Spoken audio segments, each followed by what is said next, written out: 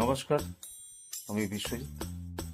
বঙ্গের সঙ্গের পক্ষ থেকে আপনাদের সবাইকে আন্তরিক শুভেচ্ছা জানাই। আজকে একটি বিশেষ দিন।